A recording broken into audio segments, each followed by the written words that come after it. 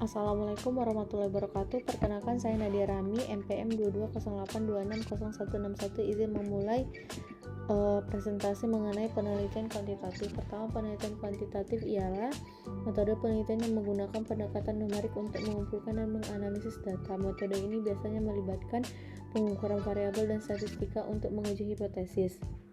Ciri-cirinya bisa menggunakan data yang terukur, memfokuskan pada hubungan antar variabel, kemudian hasilnya itu biasanya bersifat objektif dan dapat direplikasi. Tujuan dari penelitian kuantitatif sendiri ialah untuk tujuan utamanya untuk menguji teori dan mendapatkan generalisasi dari populasi yang lebih besar. Penelitian ini sering digunakan untuk mengidentifikasi pola dan tren, menguji hubungan sebab akibat, dan mengevaluasi efektivitas intervensi. Untuk teknik pengumpulan data dalam penelitian kuantitatif sendiri ada 3. Yang pertama itu kuesioner. Kuesioner ini ialah instrumen yang digunakan untuk mengumpulkan data dan dari responden secara langsung. Kemudian ada observasi. Metode ini melibatkan pengamatan langsung terhadap subjek penelitian. Kemudian yang ketiga ada eksperimen, yaitu untuk menguji hipotesis dalam kondisi yang terkontrol. Kemudian pentingnya validitas dan reliabilitas. Validitas dan reliabilitas adalah 2 aspek yang penting dalam penelitian kuantitatif.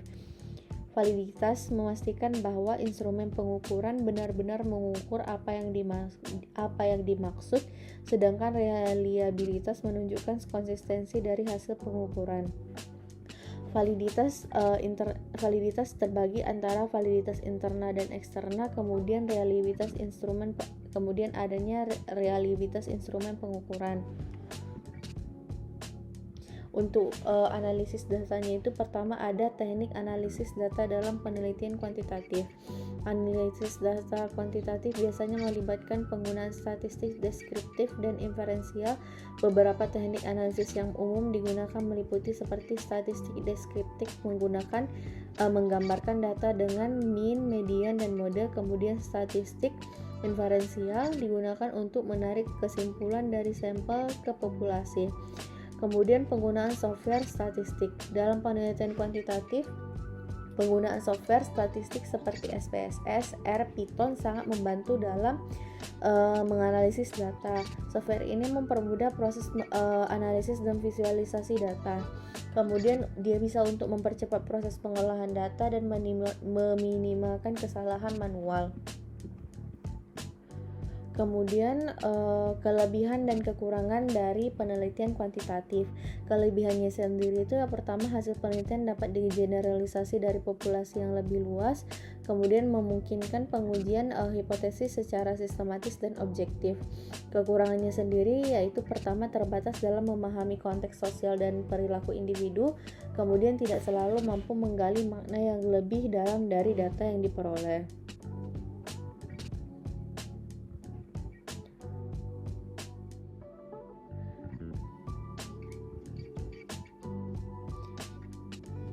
Analisis data dalam penelitian kuantitatif, pertama nanti proses analisisnya itu data yang telah dikumpulkan akan dianalisis menggunakan teknik statistik deskriptif dan inferensial.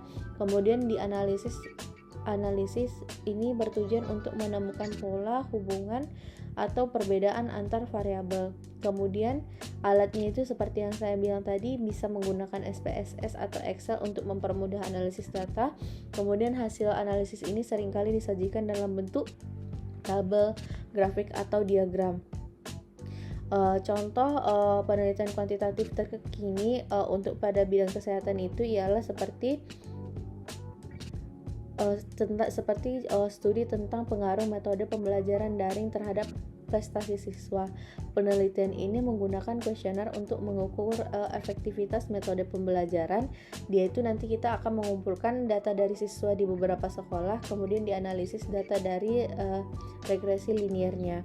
Kemudian contoh pada bidang kesehatan seperti kalau pada bidang kesehatan seringkali menggali hubungan antara pola makan dan kesehatan jantung. Penelitian ini sering melibatkan survei dan pengukuran biomarker.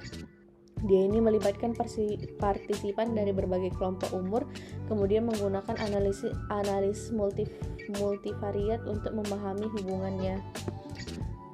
Ini daftar pustaka yang saya gunakan ada 4. Terima kasih atas perhatiannya.